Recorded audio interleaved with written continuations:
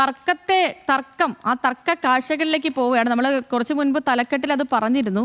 കാക്കനാട് ഭക്ഷണം കഴിച്ച പൈസയെ ചൊല്ലിയാണ് തർക്കമുണ്ടായത്. കട ഉടമയ്ക്കും ജീവനക്കാരനും മർദ്ദനമേറ്റു. ടീ ഷോപ്പ് ഉടമ തൻസിൽ, അതേപോലെ ജീവനക്കാരനായ അബ്ബാസ്, ഇവർക്കാണ് മർദ്ദനമേറ്റത്. ചായക്കടയിൽ നിന്നും ഭക്ഷണം കഴിച്ച ശേഷം പണം ചോദിച്ചതാണ് പ്രകോപനത്തിനുള്ള കാരണം. ആ ദൃശ്യങ്ങൾ കാണാം.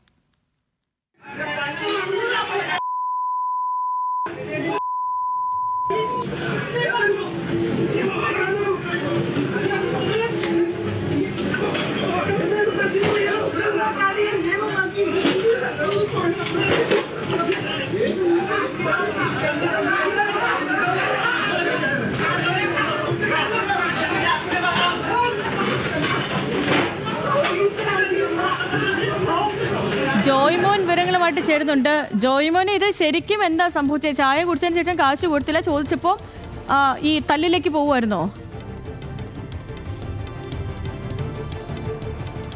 സേതു, ഇന്നലെ വൈകിട്ടാണ് ഇത്തരത്തിലൊരു സംഭവം നടക്കുന്നത്. അതായത് ഈ യുവാക്കളായ രണ്ടുപേർ ചായ കുടിക്കാൻ ഈ കടയിൽ എത്തുന്നു.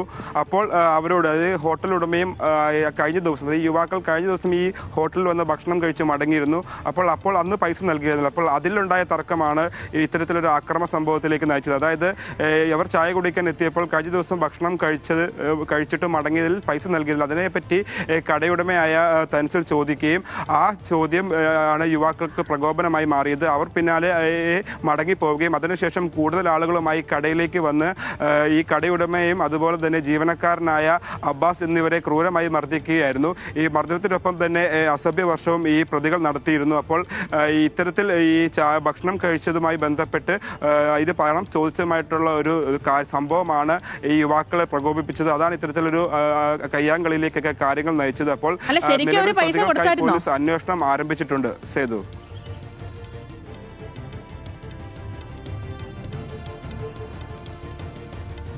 അക്രമ സംഭവം ഇപ്പം നടന്നിരിക്കുന്നത്. അതായത് പണം നൽകിയില്ല, അവർ പണം ആവശ്യപ്പെട്ടു കടയുടമ. അതാണ് യുവാക്കളെ പ്രകോപിപ്പിച്ചത്. അപ്പൊ അവര് കാശ് കൊടുത്തില്ല അല്ലേ? കാശ് നൽകിയിട്ടില്ല. പണം നൽകാതെയാണ് അവർ അക്രമം അഴിച്ചുവിട്ടത്.